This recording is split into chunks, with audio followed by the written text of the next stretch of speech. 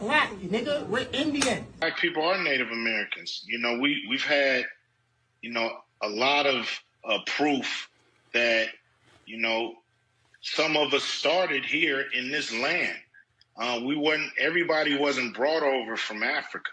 So, you know, we have to, like you say, unpack all of that and try to, you know, find the true lineage of people in this country, because some, you know, I used to tease family members who would say, you know, I got a little Indian in me. I would think they didn't want to be all the way black. But when I really do the research, a lot of them did have a little Indian in them. So, you know, it's one of those things where, you know, we want to be counted on all levels, not just, you know, through slave ships. Like I said, you know, we were here before Columbus. You don't have to try to be something you're not. Oh, God, I can't stand this. Trying to be something I'm not? Trying to be proud of my African heritage? If that's being something I'm not, then fine. My grandmother was a full-blooded Iroquois. My grandfather was a black from a long line of journeymen who lived in Connecticut since the establishment of the colonies. My father was a Bajan who came to this country a cabin boy in a merchant marina. I know all of that, Mama. Then know this. I am alive because of the blood of a people who never scraped or begged or apologized for what they were. They asked only one thing of this world: to be allowed to be. I gave you my grandmother's name, a woman who bore 9 children and educated them all. Who held off 6 white men with a shotgun when they tried to drag one of her sons off to jail for not knowing his place. And you had to reach into an African dictionary to find a name that would make you proud. I was born black, I live black, and I'm gonna die probably because some cracker that knows I'm black better than you, nigga, is probably gonna put a bullet in the back of my head. This is the remix. My father was raised in the era when black niggas couldn't claim Native American. Many know about slavery, but few discuss paper genocide. We did not all come from Africa, and most of us have Aboriginal roots that were stripped away due to reclassification and miseducation. As a native Black American and a member of the Muskogee Creek Nation, I understand the importance of tracing your lineage. If you want to learn how to trace your genealogy and apply for tribal citizenship, go to nativeblackancestry.com to schedule a consultation. They don't want you to remember this. You not no slave, you indigenous. Fuck how they painted them Indians. You went to war with the French and the British, man. Quite frankly, you was kings, Merovingians. They took the women and men, made them prisoners, raised up the children to worship their images, set up a lab to the genes and they mixed them, and this shit get way deeper than your pigment. All right. Ladies and gentlemen, boys and girls, smash the like button on the way in. Subscribe to the channel if you're new. Let's go ahead and get into the content. Also, make sure to check out my website, nativeblackancestry.com. I built it out with tons of historical references to help you guys on your journey of discovery. Speaking of which, I've just published my first book, Reclassified, 5 Centuries of Paper Genocide. We've taken it all the way from 1492 to 2025 with it. Come on, y'all, let's talk about it. You can get an ebook version through my website, nativeblackancestry.com. Within the next month or so, I'll be releasing a paperback and hardcover copies as well. But this is the first book of its kind that goes century by century, highlighting how richly melanated American Indians were racially reclassified to Negro, colored, mulatto, freedmen. I mean, everything but Indian, y'all. Everything but Indian. A lot of you guys ask me often, what's the song that plays in the intro? That's from an artist called Phase One, F-A-I-S-E, Phase One. That song is called F Black History. But without further ado, let's get on with the content, shall we? Let's get on with the content. Now, when it comes to the presentation, I've got lined up for you this evening, well, this is going to be an interesting one to say the least. Very, very interesting indeed. You see, I want to start off by dismantling one of the most damaging myths ever taught to Black Americans that we are told over and over and over again. I mean, I'm sure you've heard it before, right? That our last names come from slave masters, that our names are nothing more than proof of captivity, that if your surname sounds English, French, or Spanish, then your lineage must begin in chains. Well, that belief is just wrong. It is historically illiterate. And more importantly, it is a lie that prevents people from ever discovering who their ancestors actually were. Because if you do real genealogy, document-based genealogy, you quickly learn something most people never hear. Many Black Americans descend from people who were never enslaved. You find them in records labeled free person of color, free Negro, mulatto, musty, Indian, freedman, or simply free, sometimes decades or even generations before 1865. Those are not ethnic identities that I just listed. Those are colonial racial classifications, and that distinction is the key to everything that we're talking about tonight. Before European colonization, indigenous people did not use surnames the way Europeans did. Identity was tied to clan, land, lineage, and relationship. But once colonization began, especially through missionization, conversion, and census enumeration, names were imposed. Spanish missions, French Catholic parishes, British colonial courts, and later U.S. census takers all required Christian first names and European-style surnames. And this is where the slave name myth collapses, because indigenous people, especially in the Southeast, were routinely assigned surnames during conversion, not enslavement, conversion. This wasn't accidental, it was administrative. Historian Almon Wheeler Lauber documented this clearly when he wrote that Native people were often, quote, absorbed into the Negro population by name and legal designation rather than by blood, end quote. Absorbed by name, absorbed by designation, not origin. So when people see indigenous families carrying surnames like Williams, Brown, Johnson, Rogers, Scott, Adams, Carter, Freeman, Morning, Fields, Rivers, or Woods, they automatically assume slavery. But the records tell a very different story. You see, in 1806, don't take my word for it, look it up, guys, fact check me, look it up. In 1806, the Virginia Supreme Court heard the case Hudgens versus Wright. Hudgens is spelled Hudgins versus Wright, if you want to look it up. 1806, Virginia Supreme Court. And this case centered on whether enslavement, or rather, enslaved people could claim freedom by proving indigenous matrilineal ancestry.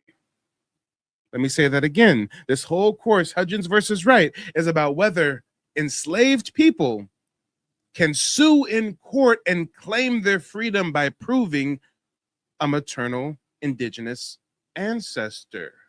You see, the court ruled something extraordinary, that Indians were presumed free, and the burden of proof was on enslavers to prove African descent.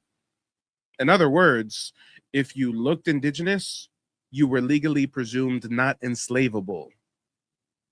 Now, that ruling terrified the slave system because too many people classified as Negro could prove indigenous descent.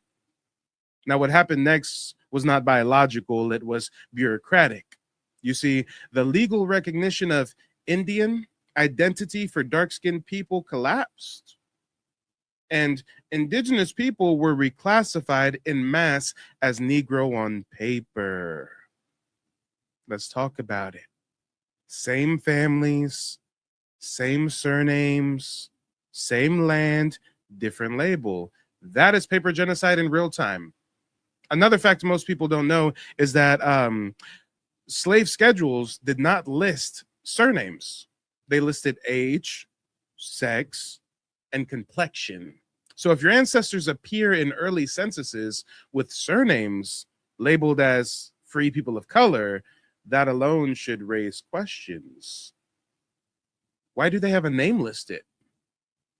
Why are they free? Why are they landowners, taxpayers, militia members, or church members? Because many of them were not enslaved. Hey, they damn sure wasn't no enslaved Africans. But many of us have ancestors who were never enslaved at all. They were reclassified indigenous people, mission Indians, as they call it, treaty families, or maroon integrated populations. You see, families listed as Indian in one generation, mulatto in the next, Negro after that, with the same surname. We see this time and time again. I've got so many genealogy clients where I'll show them where one ancestor in the late 1800s is identified as indigenous. We get to the very crux of the end of the 1800s, maybe 1880, 1890. Now they're reclassified to mulatto. Then by the time the 1900s roll around, they're reclassified to colored or Negro. And you follow that down the line, and eventually their descendants get reclassified as African American to be exact. Same surname, same geography, same bloodline, while only the racial category changes. You see, indigenous surnames entered the record through mission baptisms, Christian conversions, treaty enrollment, census enumeration, and court documentation.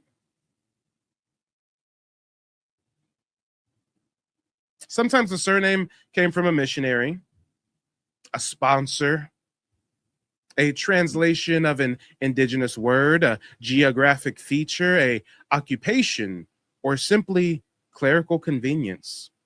This is why you see indigenous women named Morning, Day, Fields, Rivers, Green,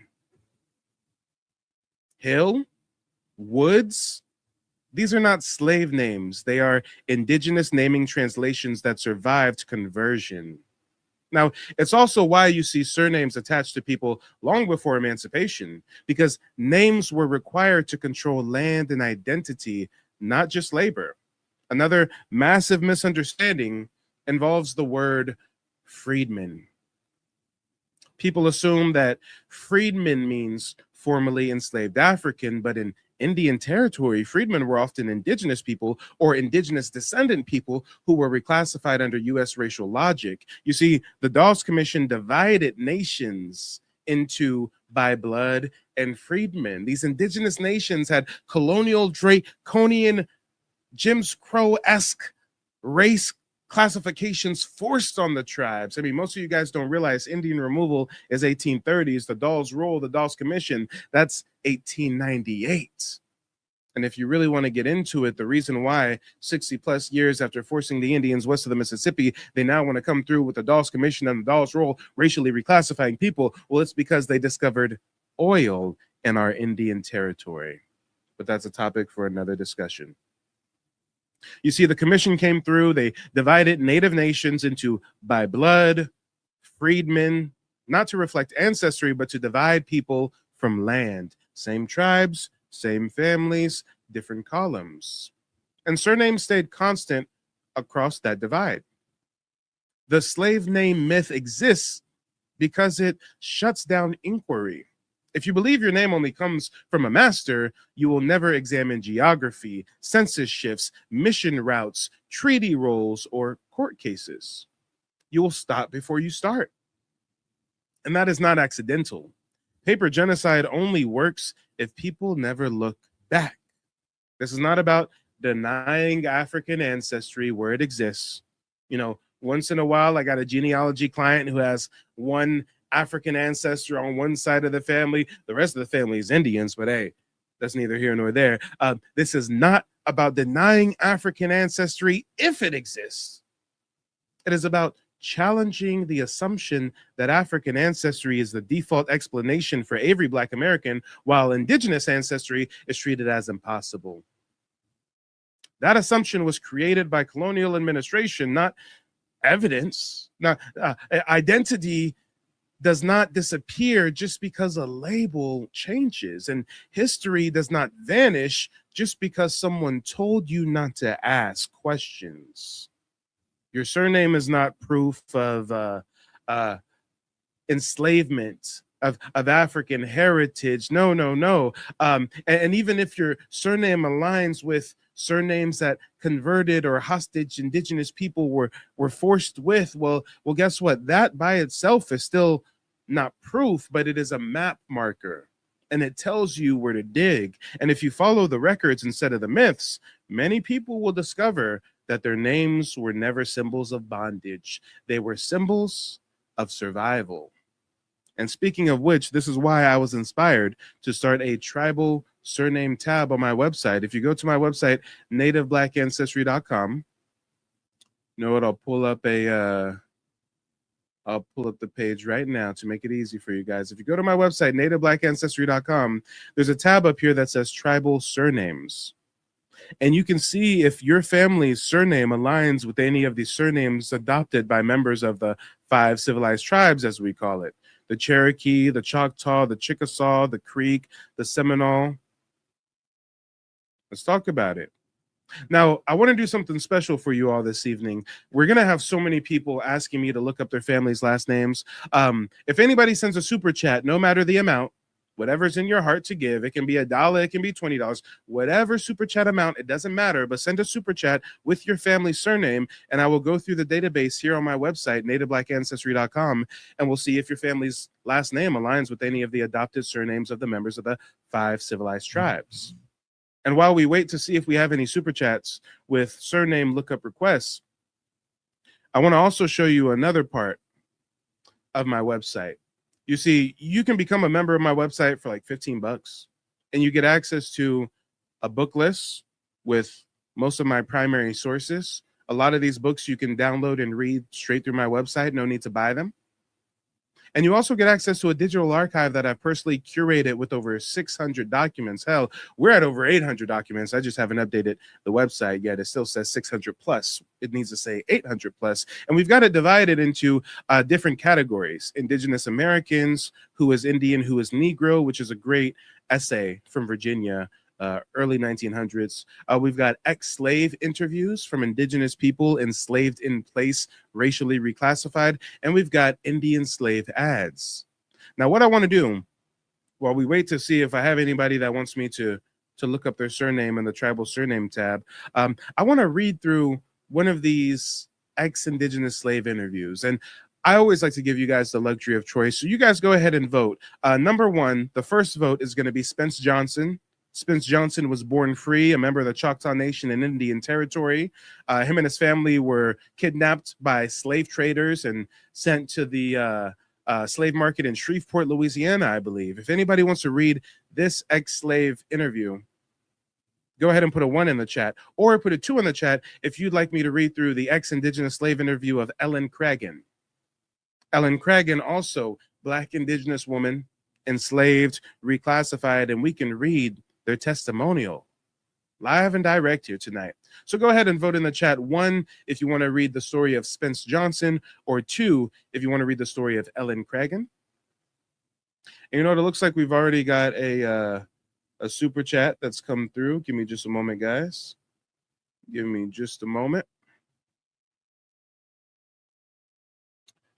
Roland, let me see here. Is it pulled up? Here we go. Internal Love says, Roland B. Dixon from Harvard said the earliest Iroquois skulls were Negroid. The studies of his findings have been suppressed completely. Yeah, I believe it. I believe it.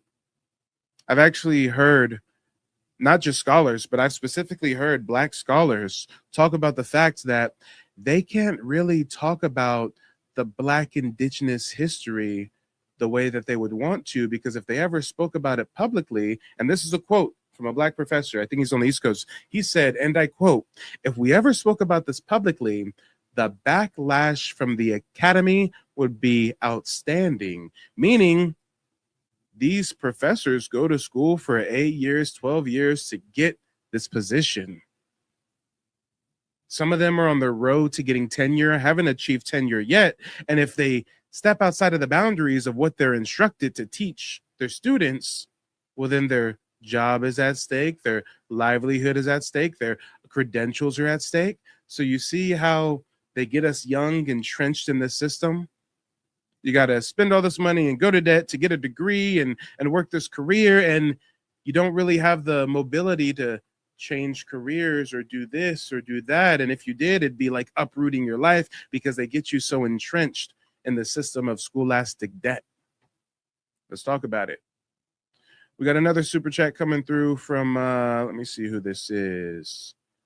Tara Safari says Williams out of North Carolina. I'm assuming you want me to look up that surname. So before we read one of these ex-Indigenous slave interviews, I'll go ahead and look up that surname for you. You said Williams. Let's see if Williams aligns with any of these surnames of the 5 civilized tribes. And let me actually see if I can zoom in on this as much as possible so you guys can read along with me.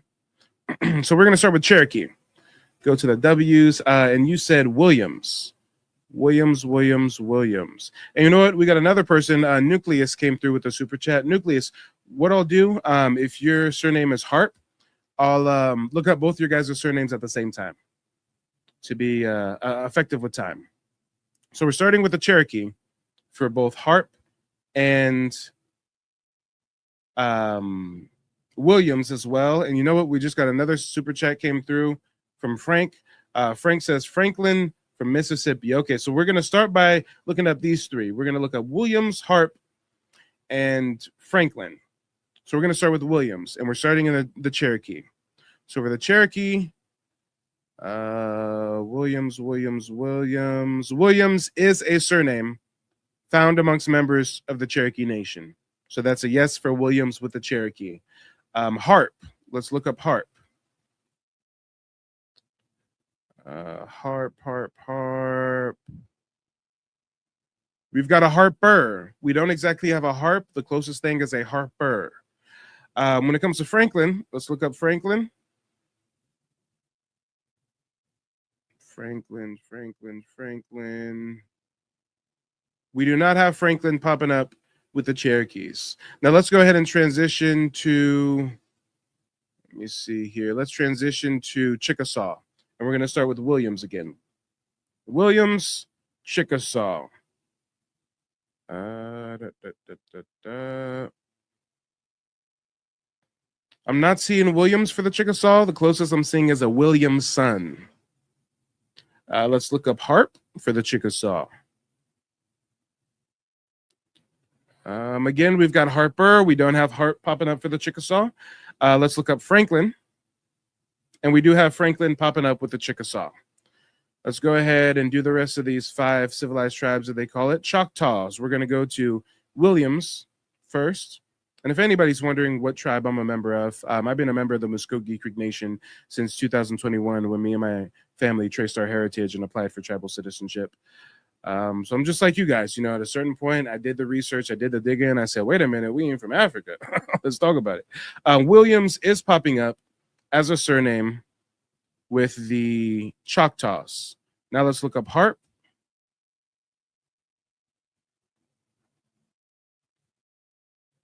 I'm not seeing Harp. Let's look up Franklin. I am seeing Franklin. So we got Williams and we got Franklin for the Choctaws. We got a few more. Let's keep it going. Creeks, my tribe. We'll start with Williams. We got Williams popping up. We'll start with next. We'll go to Harp. Let's go from Williams to Harp. Again, closest thing to Harp is going to be Harper. So we're not seeing Harp. And then Franklin. We are seeing Franklin once again. We've got a couple more. Are we at Seminoles next? Here we go. Seminoles. Let's look for Williams. Seminoles got a long list. We've got Williams for Seminoles. Let's check Harp.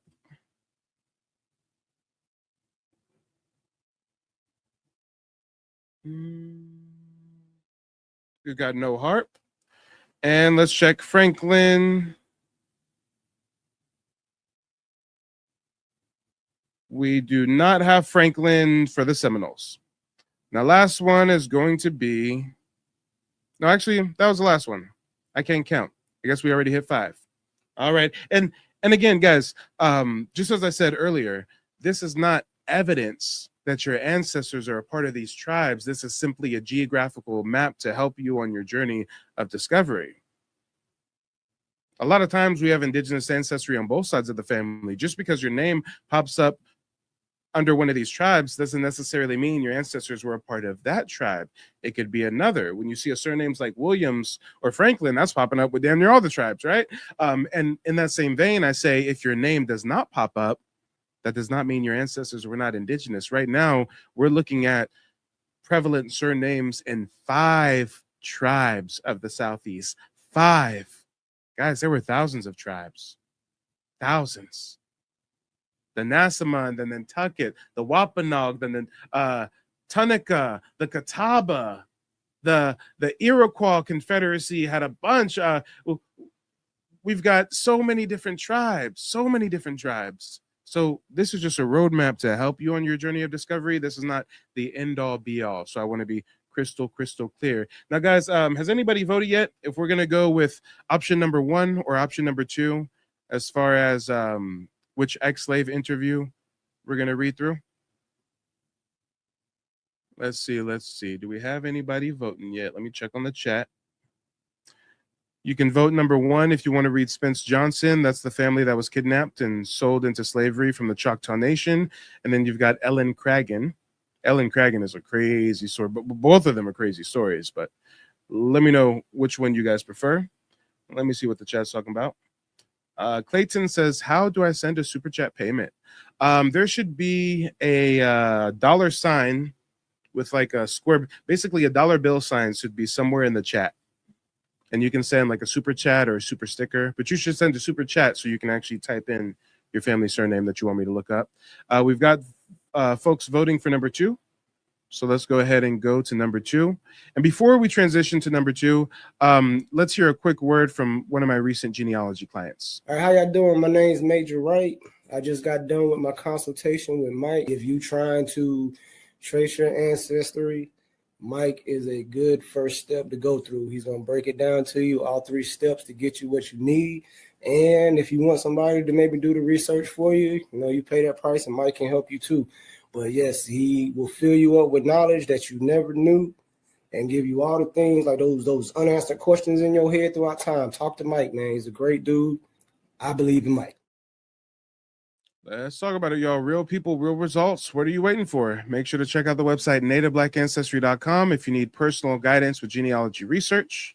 I let you get access to my calendar. You can book a one-on-one consultation with me where I teach the 3-step process that me and my family use to not only trace our heritage, but to also get tribal citizenship with the Muskogee Creek Nation, the tribe of our ancestors. And also on the website, you can get a copy of my new book, Reclassified, 5 Centuries of Paper Genocide. And obviously, you can also see the tribal surname tab and read the ex-indigenous slave interviews and get access to the digital archive. So as you can see, I built the website out for you, a repository of information. Now, a lot of people have voted for number 2. So we'll go ahead and read the second ex-indigenous slave interview. I believe that was Ellen Cragen. And shout out to Vince. Vince says, salute young blood, good work. Hey, appreciate it, OG. Appreciate it. Now, everybody voted for number 2. Number 2 was going to be Ellen Cragen. Let me see if I can blow this up a little bit so you guys can read along with me.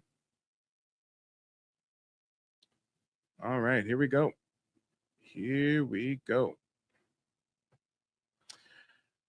This is Ellen Cragen.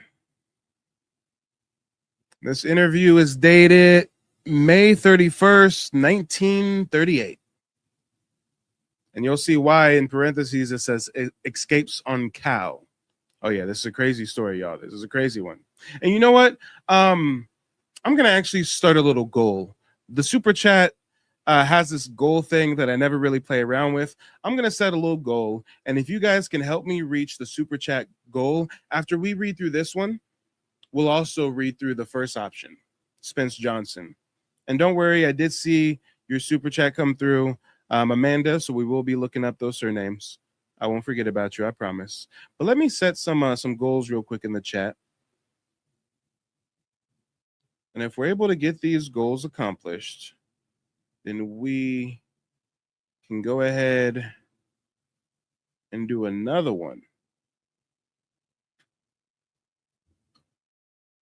And here we'll say story of Spence Johnson.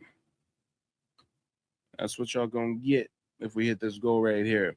Now let's go ahead and do some reading, y'all. Reading is oh so fundamental at the end of the day.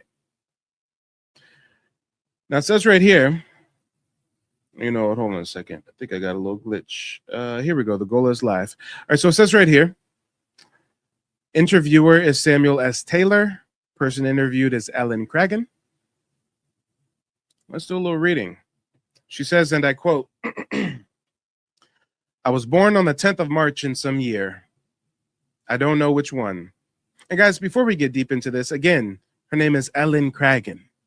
We're going to read her testimonial. You guys are going to see live and direct how this is an Indigenous woman enslaved, reclassified. And when we talk about tribal surnames and finding your last name and stuff, I mean, her last name is Cragen. And we're going to read through this, but I don't believe it's because her slave master, his last name was Cragen. So again, when you even hear a last name like Cragen, I mean, again, I'm going to fact check myself. We'll see. We'll read through this. And I think she lists her slave master's first and last name. And we're really going to dispel the myth tonight that all of our last names, all of our family surnames come from bondage. That's not the case. Some of us descend from hostage and converted indigenous nations who were converted in the 1600s, the 1700s. I mean, some of them would become sellouts and become the boule and, you know, reclassify us as African Americans and all that shit. But as a topic for another discussion, let's do some reading, y'all. Escapes on Cow. Quote, I was born on the 10th of March in some year. I don't know what one. I don't know whether it was in the Civil War or before the Civil War. I forget it. I think that I was born in Vicksburg, Mississippi. I'm not sure, but I think I was. My mother was a great shouter. One night before I was born, she was at a meeting, and she said, well, I'll have to go in. I feel something. She said I was walking about in there. And when she went in, I was born that same night. My mother was a great Christian woman. She raised us right. We had to be in at sundown. If you didn't bring it in at sundown, she'd whip you within an inch of your life. She didn't work in the field. She worked at the loom. She worked so long and so often that once she went to sleep at the loom. Her master's boy saw her and told his mother. His mother told him to take a whip and wear her out. He took a stick and went out to beat her awake. He beat my mother till she woke up. When she woke up, she took a pole out of the loom and beat him nearly to death with it. He hollered, don't beat me no more, and I won't let him whip you. She said, I'm gonna kill you. These black titties sucked you, and then you gonna come out here and beat me? And when she left him, he wasn't able to walk. Damn, y'all, does this not also dispel the myth that our ancestors were just getting beat on plantations and not doing nothing about it? Come on. We come from the most prideful, boastful people on planet Earth, and you think our ancestors wasn't crashing out when somebody treated them wrong. Let's talk about it. Next page. And that was the last time I seen of her until freedom. She went out and got on an old cow that she used to milk. Dolly, she called it. She rode away from the plantation because she knew they would kill her if she stayed. My mother was named Luvinia Polk. She got plumb away and stayed away. On account of that, I was raised by my mother. She went to Atchison, Kansas, rode all through them woods on that cow, tore her clothes all off on them bushes. Once a man stopped her and she said, my folks gone to Kansas and I don't know how to find them. He told her just how to go. My father was an Indian. I don't think y'all heard me. Hold up. Let me say that again. My father was an Indian. Wait a minute. We got some people who are just now joining the live broadcast. Shout out to the people who'll be watching the replay as well. Make sure to leave a comment in the comment section. Guys, we're reading through an ex-Indigenous slave interview. She doesn't classify her mother as an Indian, even though if you've been watching my content, you know there's a high likelihood her mother was also Indigenous, enslaved in place, and racially reclassified. But she knew damn well her daddy was an Indian. Check it out, y'all. My father was an Indian. Way back in the dark days, his mother ran away. And when she came up, that's what she came with, a little Indian boy. They called him Wahuchi. His master's name was Tom Polk. Tom Polk was my mother's master too. So again, check it out, guys. I'm not saying that our ancestors who were enslaved never had their slave master's surname forced on them. I'm not saying that at all. That did occur. But guess what? You don't know if your ancestors were ever enslaved until you do your genealogy and trace your lineage through paperwork. And a lot of my clients are so surprised to learn that they don't descend from slaves, especially if you got ancestors from the Carolinas, Florida, huge free person of color, huge maroon societies. But guys, the parents got the last name Polk from the slave master. That did occur. Let's keep reading. His master's name was Tom Polk. Tom Polk was my mother's master too. And guys, also fun fact, if your ancestors were enslaved and got the slave master's surname forced upon them, that doesn't mean they were not Indigenous and enslaved in place. Again, his name is Wahuchi, but because he's enslaved on his own land, you know, he gets switched to a Polk, right? Just like the mother got switched to, what did they call the mama? Lavinia Polk, I believe it was. Come on. My father was an Indian way back in the dark days. His mother ran away, and when she came up, that's what she come with, a little Indian boy. They called him Wahuchi. His master's name was Tom Polk. Tom Polk was my mother's master too. It was Tom Polk's boy that my mother beat up. My father wouldn't let nobody beat him either. One time when something he didn't suit Tom Polk, I don't know what it was, they cut sores on him that he died with. Cut him with a rawhide whip, you know? And then they took salt and rubbed it into the sores. He told his master, "You have took me down and beat me for nothing. And when you do it again, I'm going to put you in the ground." Papa never slept in the house again after that. They got scared, and he was scared of them. He used to sleep out in the woods. They used to call me Wahuchi and red-headed Indian brat. I got in a fight once with my mistress's daughter on account of that.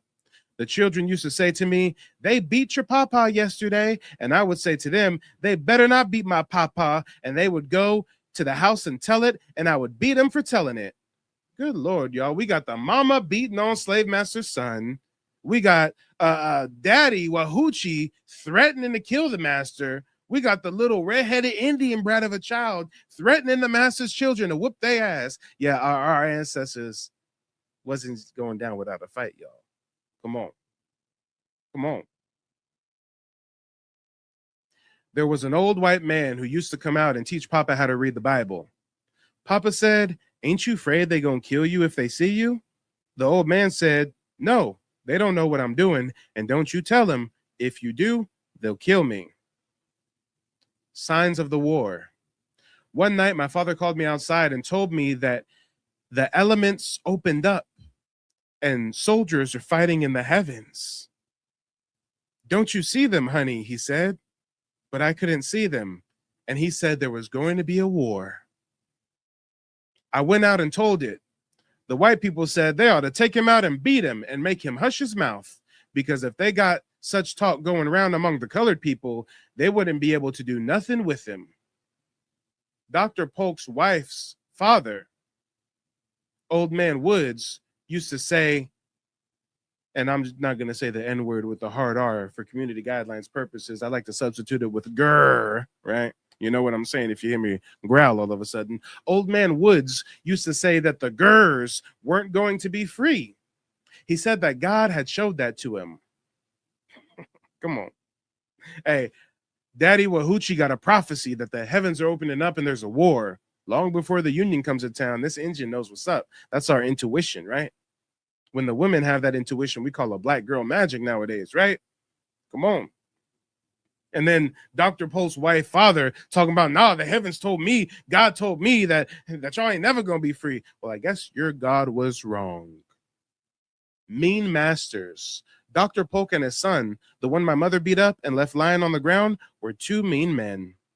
When the slaves didn't pick enough cotton for them, they would take them down to the field and turn up their clothes till they was naked and beat them nearly to death.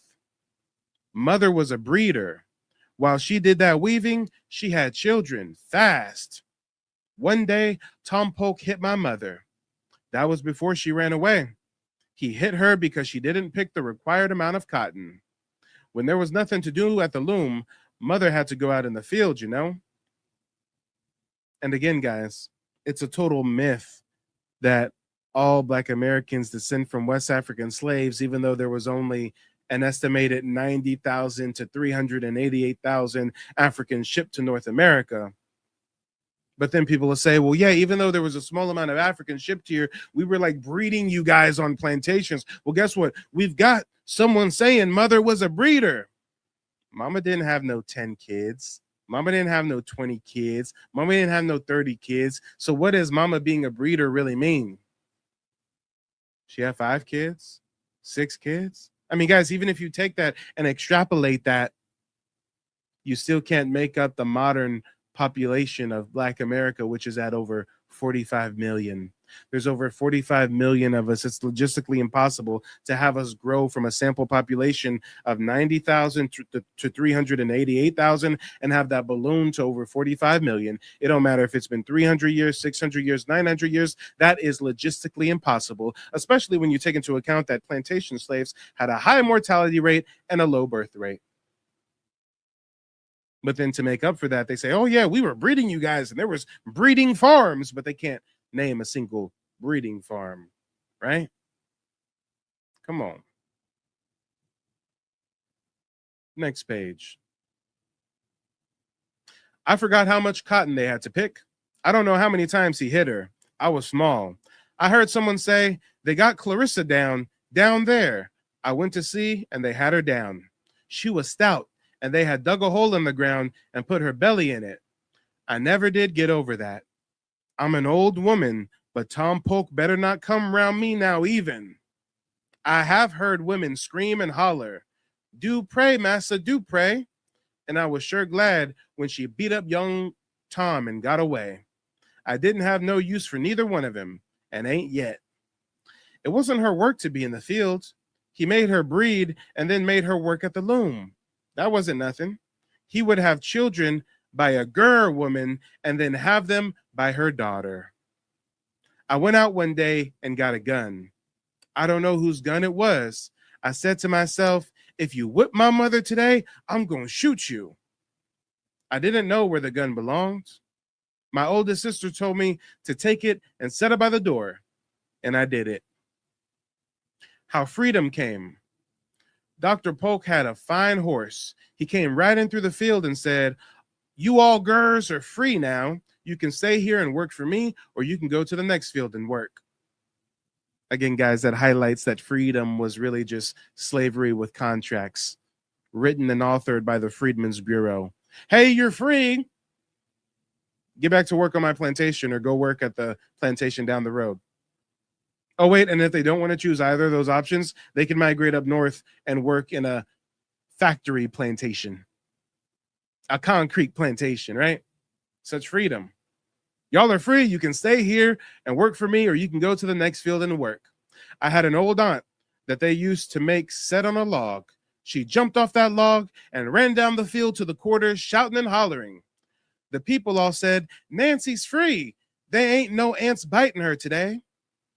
She'd been sitting on that log 1 year. She wouldn't do no kind of work, and they made her sit there all day and let the ants bite her.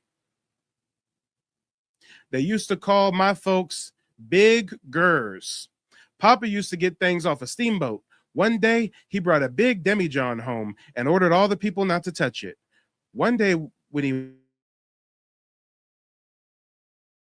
went out, I went in it. I had to see what it was. I drank some of it. And when he came home, he said,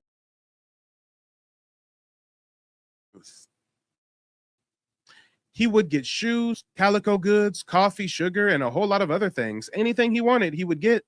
That he didn't, he would ask him to bring the next trip. It was a Union gunboat and ran under the water. You could see the smoke. The white people said, that boat's going to carry some of these Gers away from here one of those days. And sure enough, it did carry one away. Buried treasure and a runaway. I went to the big gate one morning and there was a Ger named Charles there. I said, what are you doing out here so early in the morning? He said to me, you hush your mouth and get on back up in the house. I went back to the house and told my mother, I saw Charles out there. That was before my mother ran away.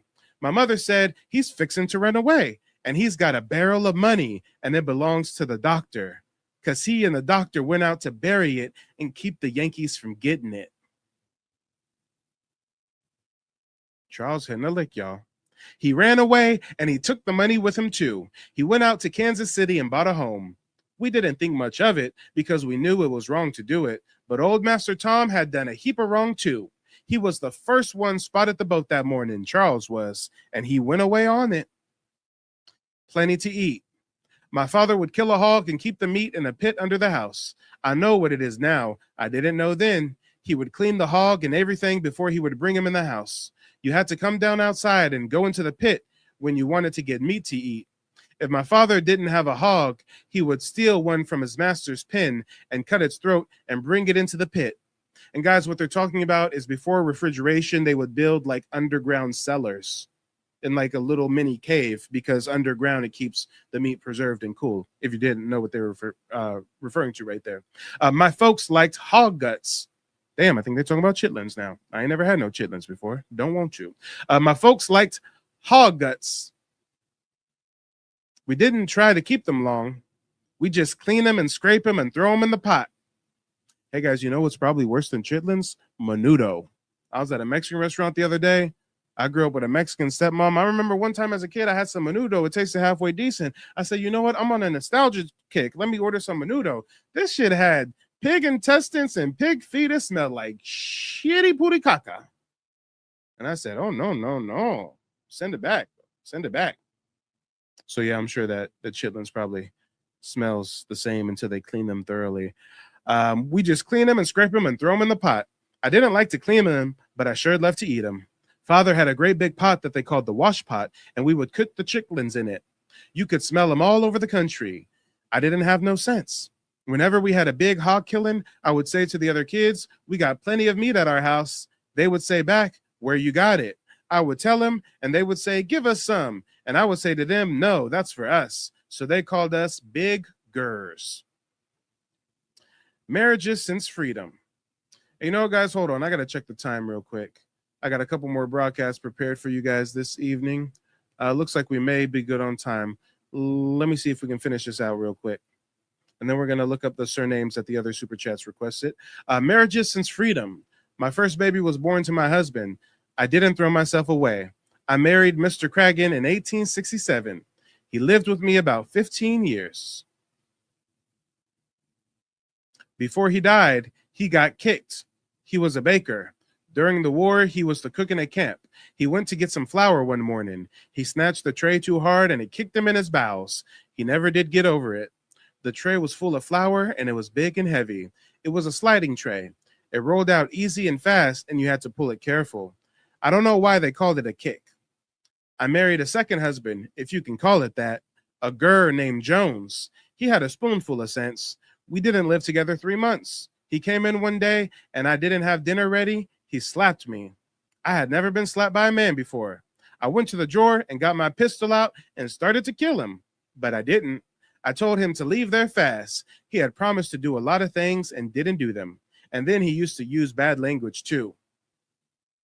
Now we're going to get to the occupation. And you know, guys, I am looking at the time. We do need to transition to looking up these last surnames that people requested. If you do want to finish out this ex-Indigenous slave interview of Alan Cragen, you can check this out on my website, nativeblackancestry.com, as well as the other ex-Indigenous slave interviews that I have. You just click on the Digital Archive tab. Digital Archive is for members only. I think it's $10-15 to become a member. Best 10-15 you'll ever spend. Call me biased, but come on. 600 plus documents to help you in your journey of discovery. But real quick, guys, before we transition to the next broadcast, we had some more super chats come through. Let me see. We've got Amanda. Amanda says surnames Ellis and Stevens. I got you, Amanda. Give me just a moment. And then Frank says my dad's side are Williams. Somebody else requested that name. My mom's side is Franklin. This is a good starting point. Thanks. Well, hey, Frank. I appreciate you supporting the broadcast, and I'm glad to give you a gentle push in the right direction. Before we wrap up this broadcast, let's look up the surname Ellis and Stevens for Amanda, shall we? We're going to start. And then for anybody new to the broadcast, on my website, I've also got a tribal surname tab where you can see if your family's surname aligns with any of the 5 civilized tribes. Right now, we're going to search Cherokee for Ellis and Stevens. We're going to start with Ellis. Let's see. Ellis is popping up for the Cherokees. Let's check Stevenson. Oh, no, it's Stevens, not Stevenson's. Let's see, Stevens. No Stevens with Cherokee, but we do have Ellis. Let's go ahead and go to Choctaws. Start with Ellis. We've got Ellis for Choctaw. Let's see, Stevens. And we have Stevenson, but we don't have a Stevens. And again, that's for the Choctaws. Now we're going to go to the Creeks. That's my tribe. Let's start with Ellis. Oops. Wait a minute. We don't have Ellis for Creek. Let's try Stevens.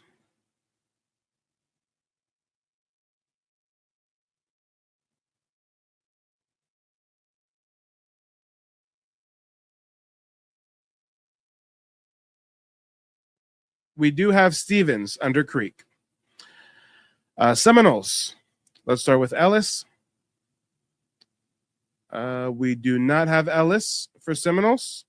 Let's try Stevens.